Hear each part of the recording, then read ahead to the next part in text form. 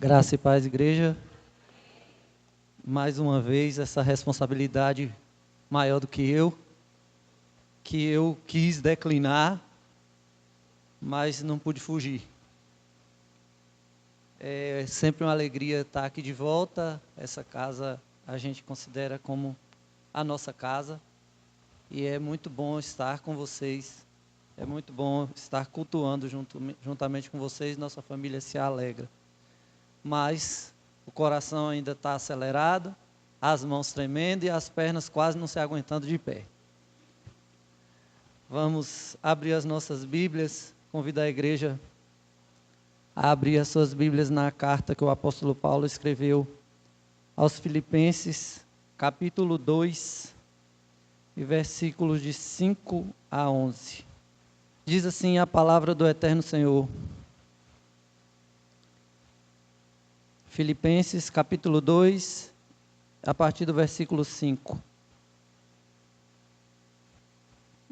Tenham entre vocês o mesmo modo de pensar de Cristo Jesus, que mesmo existindo na forma de Deus, não considerou ser igual a Deus, algo que deveria ser retirado a qualquer custo. Pelo contrário, ele se esvaziou, assumindo a forma de servo, tornando-se semelhante aos seres humanos, e, reconhecido em figura humana, ele se humilhou, tornando-se obediente até a morte e morte de cruz. Por isso, também Deus o exaltou também Deus o exaltou sobremaneira, e lhe deu o nome que está acima de todo nome, para que, ao nome de Jesus, se dobre todo o joelho, nos céus, na terra e debaixo da terra, e toda língua confesse que Jesus Cristo é o Senhor, para a glória de Deus Pai. Amém. Pai, nós entregamos a nossa vida nas Tuas mãos. Oramos pedindo a Tua direção, que o Senhor fale através de nós, que o Senhor nos use, e que o Senhor fale aos nossos corações nessa manhã. É em nome de Jesus que oramos. Meus irmãos, esse texto é um texto extremamente conhecido. Toda a igreja provavelmente já deve ter visto, lido, ouvido, e muitas vezes já estivemos em lugares onde esse texto foi pregado exaustivamente. Toda vez que alguém deseja falar a respeito da obediência de Jesus Cristo, da humildade de Jesus Cristo, este é o texto.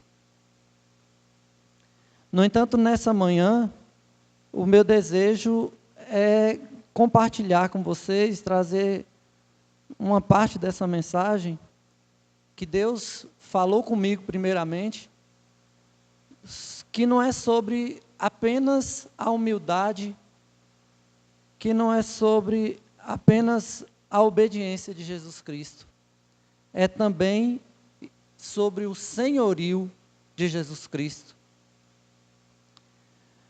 Essa reflexão é sem muita teologia, porque eu não tenho, né?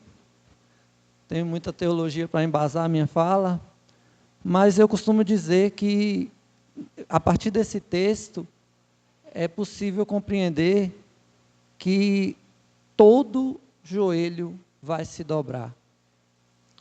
E que quem não se dobra voluntariamente aqui, não poderá fugir dessa obrigação no futuro, quando Jesus aparecer novamente. Então, nosso papel aqui é nos dobrar. Nosso papel aqui é obedecer ao Senhor. Nosso papel aqui é ser parecidos com Ele.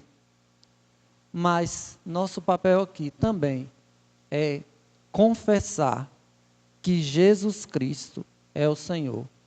E dobrar os nossos joelhos, baixar a nossa cerviz e entregar nossa vida nas mãos dele, que é Senhor e Salvador.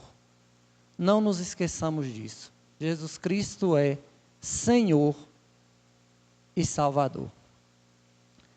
Todo crente, todos nós, já passamos pelo processo de reconhecimento de que Jesus Cristo é o Senhor. Provavelmente, nesse auditório, estamos com 99% de pessoas que já reconheceram que Jesus Cristo é o Senhor e Salvador de suas vidas.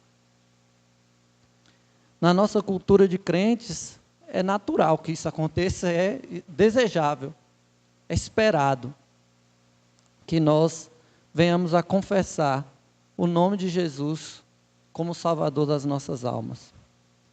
Muitos, como eu, que antes não tinham feito isso, ou que não nasceram num lar cristão, ou até mesmo aqueles que já nasceram ouvindo o Evangelho desde o berço, precisam passar por esse momento de confessar que Jesus Cristo é seu único Senhor e Salvador. Aí depois de confessar, professar a nossa fé, confessar nossos pecados, a gente entra num processo de santificação. Depois desse processo, ainda nesse processo, envolvido nesse processo de santificação, nós nos deixamos ou nos rendemos e somos batizados, passamos a frequentar um templo, nos tornamos membro de uma igreja, aí passamos a obedecer às diretrizes daquele grupo, daquela comunidade de fé, passamos a obedecer a palavra do Senhor, que é o principal, que é o maior, e a gente se enquadra, a gente permanece numa cultura de crentez. A gente se firma como crentes. Aqueles que são reconhecidos no local de trabalho, ou na rua, ou na vizinhança, como os crentes. E muitas vezes nós nos acostumamos a isso.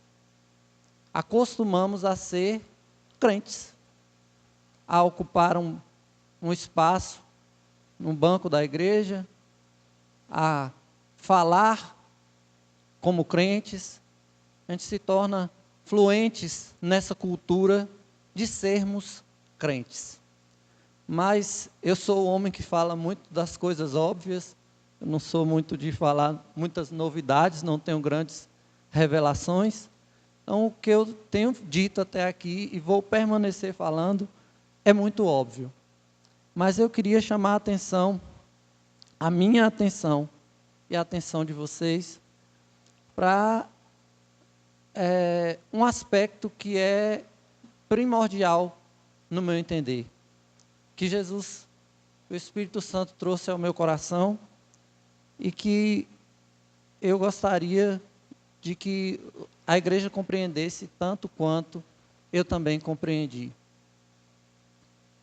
Quem é o seu Senhor?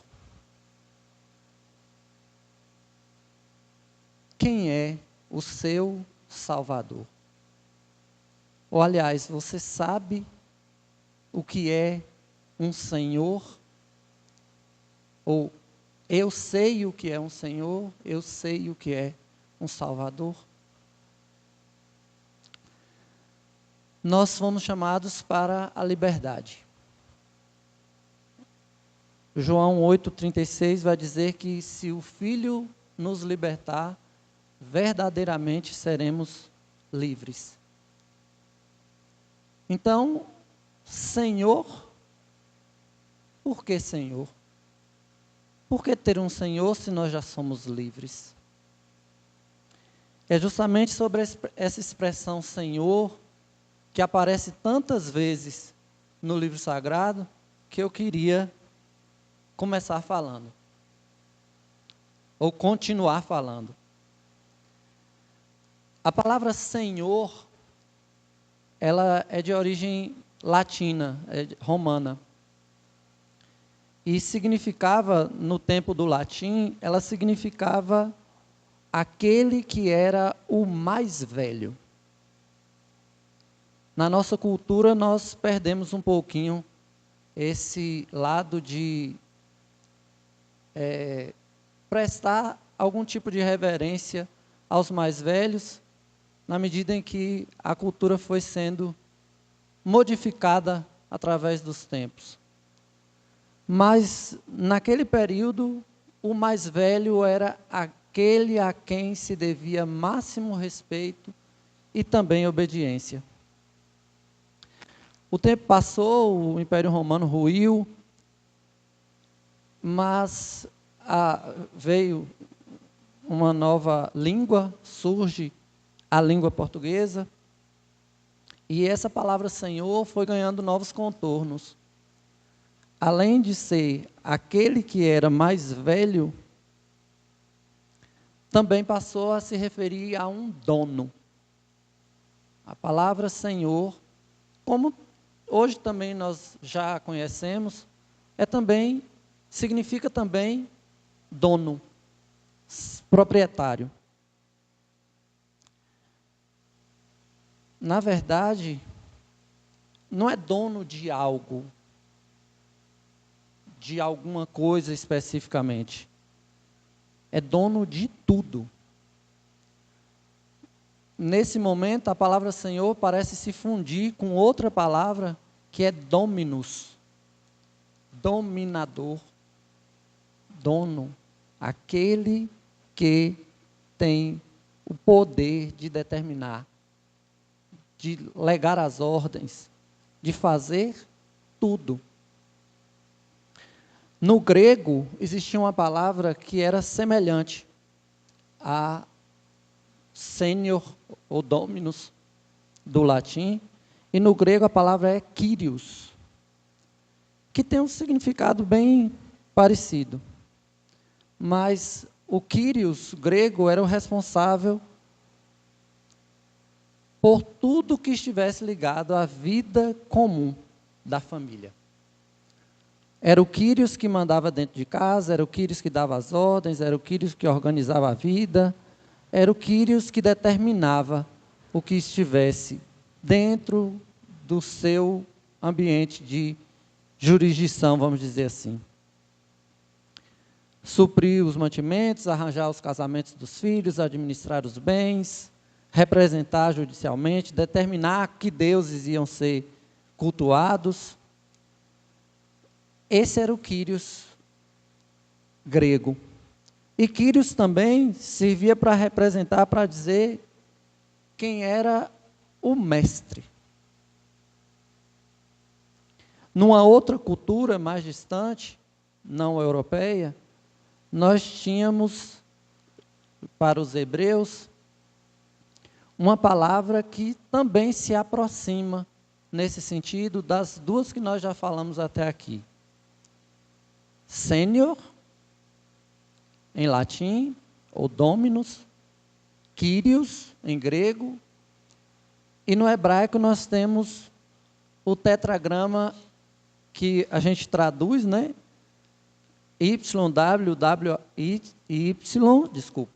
WHW, que a gente traduz por Javé, Jeová. Vão ter algumas divergências aí, mas que significa Senhor. Então, na origem da nossa expressão, a palavra Senhor é dominador. É o que determina, é o que dá ordens. Como os antigos hebreus não tinham muito costume, ou não se sentiam dignos de escrever ou de pronunciar o nome de Deus, eles escreviam Adonai.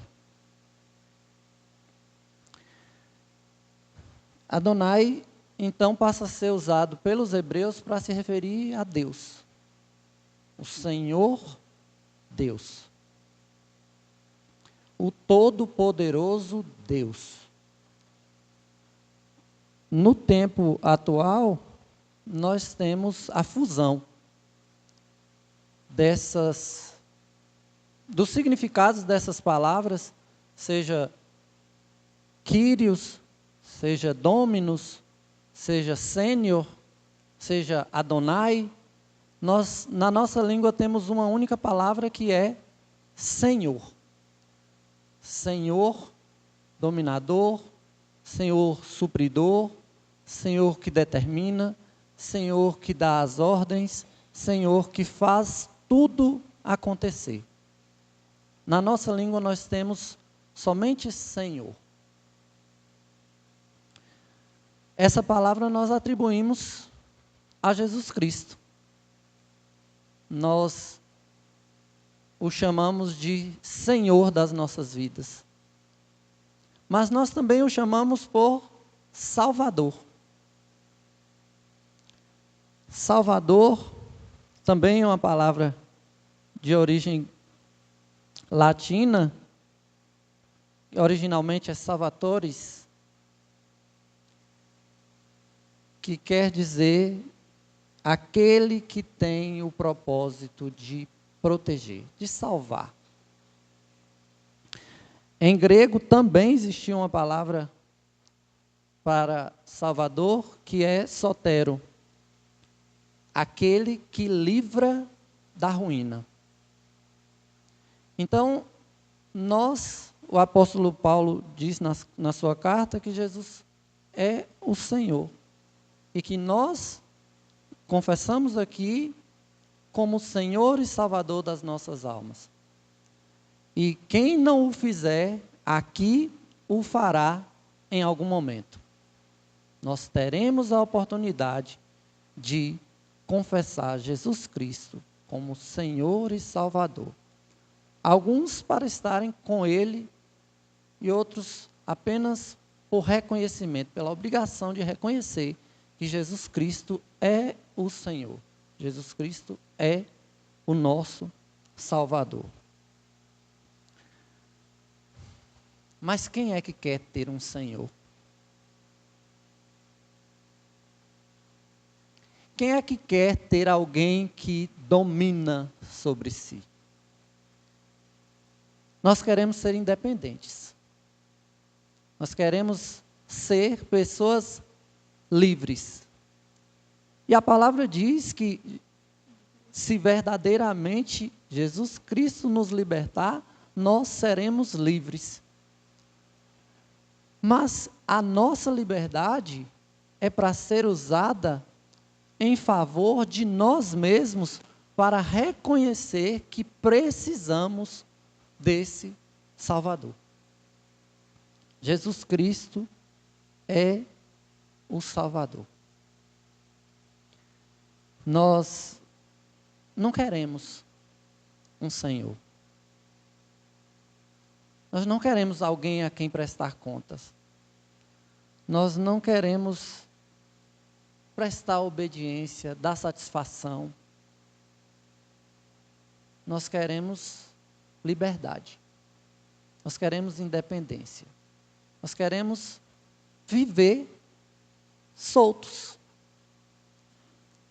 Mas é necessário, é forçoso reconhecer que Jesus Cristo é o Senhor, é o Salvador.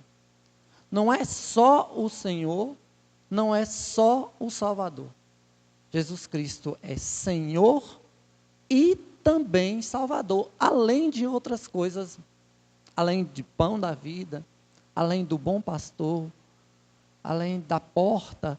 Jesus Cristo é nosso Senhor e nosso Salvador.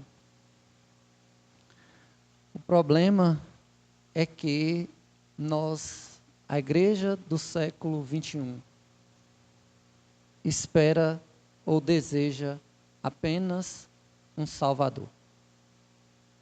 A igreja hoje está querendo, buscando um Salvador. Nós adoramos e nós aprendemos aqui durante todo o ano de 2024, nós aprendemos que adorar não é uma canção, aprendemos que adorar não é um louvor, nós aprendemos que adorar não é uma atitude assim, separada, não é uma música que a gente ouve no fone de ouvido, no Spotify ou no rádio. Nós aprendemos que adoração é um estilo de vida. E quem adora, adora a um Senhor. Adora, serve. Vive como o Senhor determina. Não deixemos de pensar nisso, porque Jesus Cristo é o Senhor. Mas nós, no nosso afã de liberdade, temos buscado permitir que outros senhores estejam em paralelo ao senhorio de Jesus Cristo. E a Bíblia diz que Deus não divide a sua glória. O senhorio de Jesus Cristo é absoluto e deve ser e precisa ser nas nossas vidas absoluto. Não há possibilidade de nós dividirmos o nosso tempo, a nossa vida, a nossa adoração, o nosso servir com outros, entre aspas, deuses.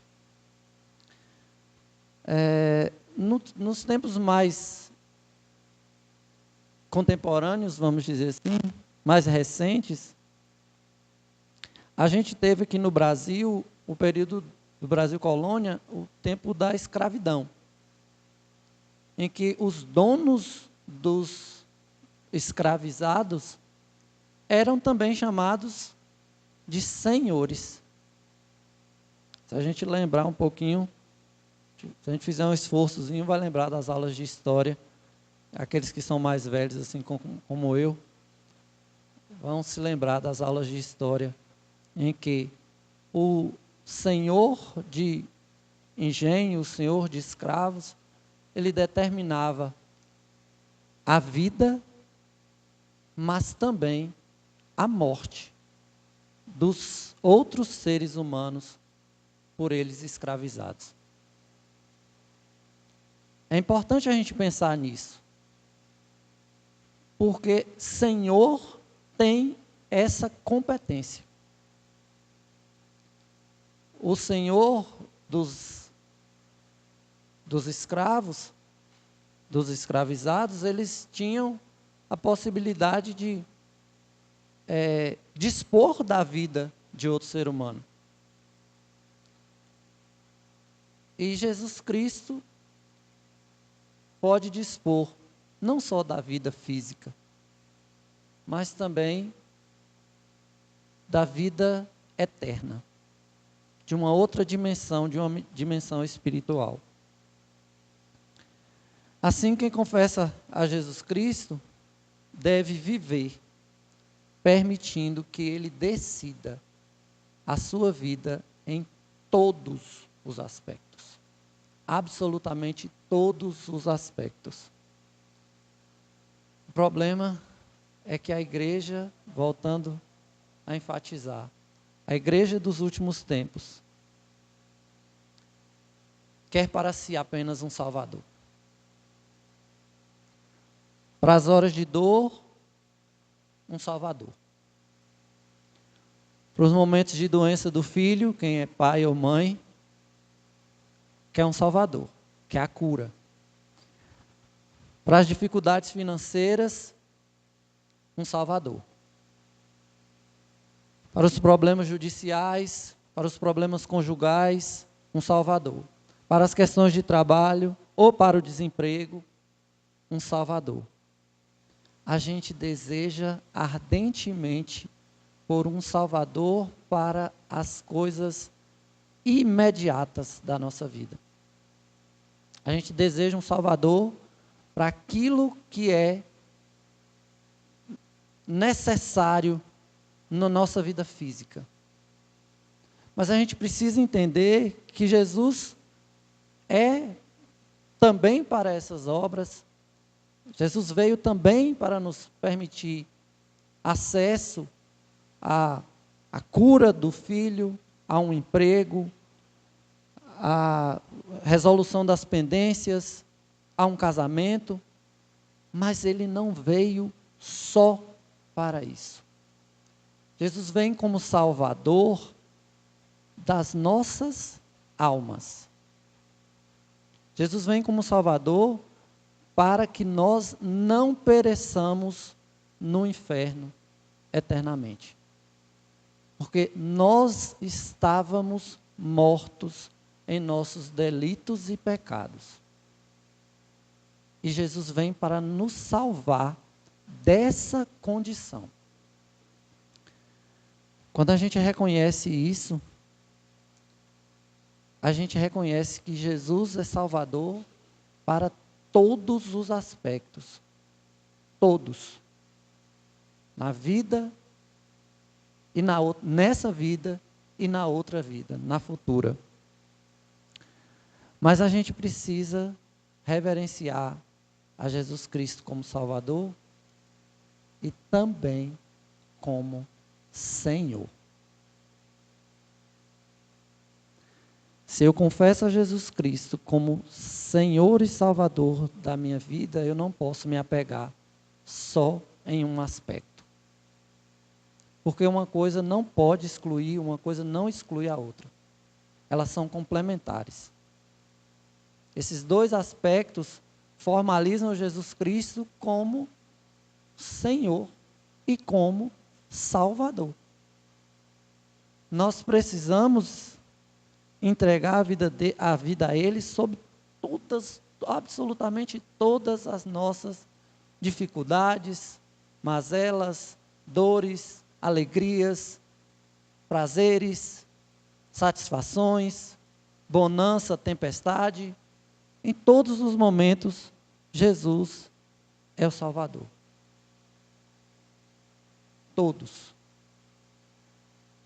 Jesus é Senhor e Salvador.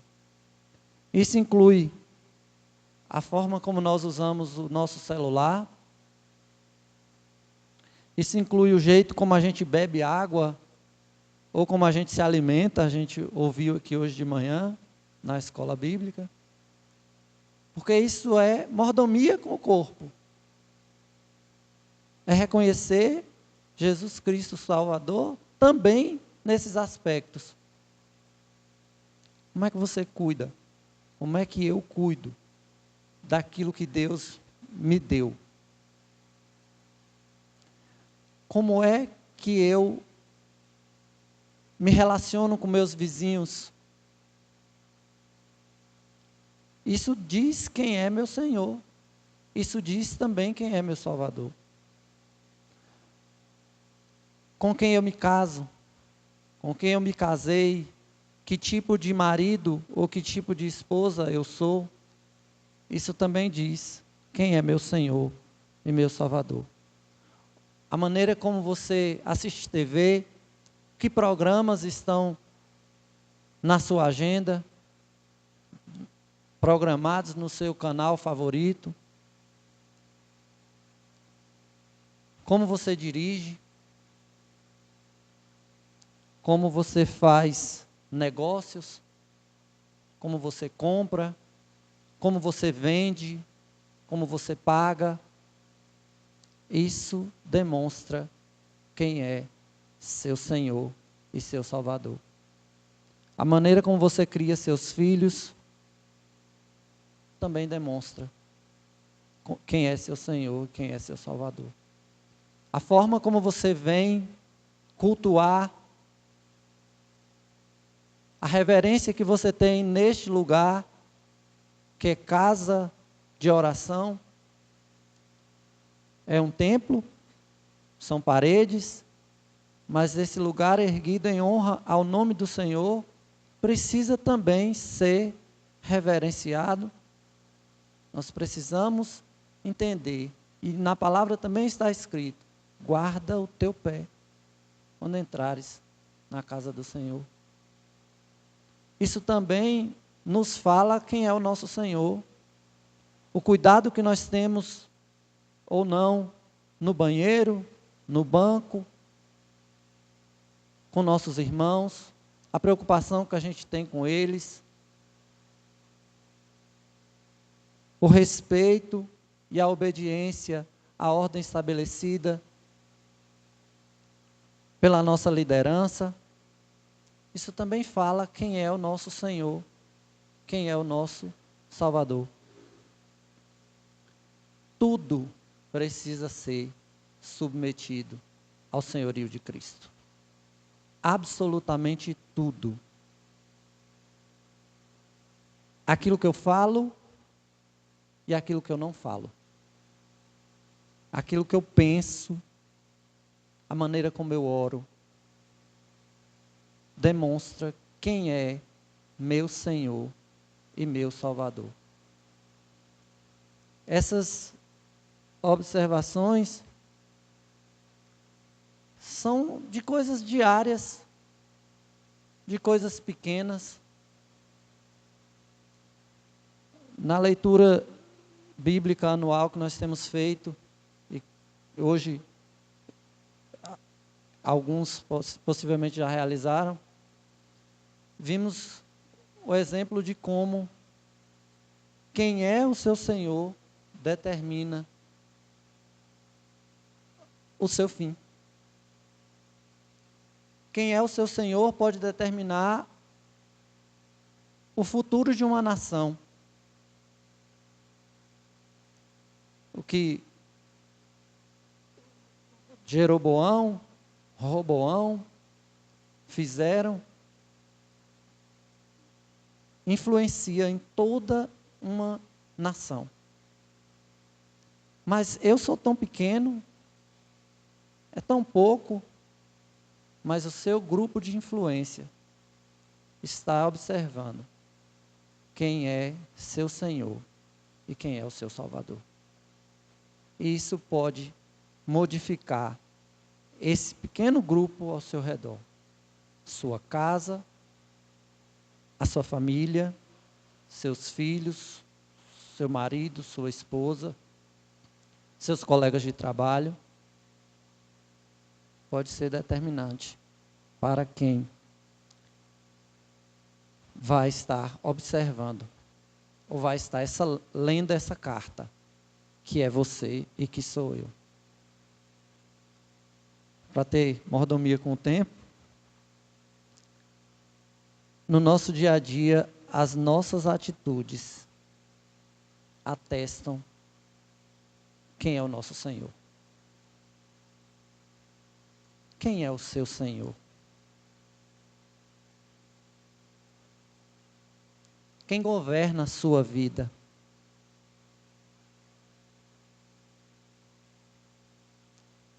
Quem te salva? Pensemos nisso.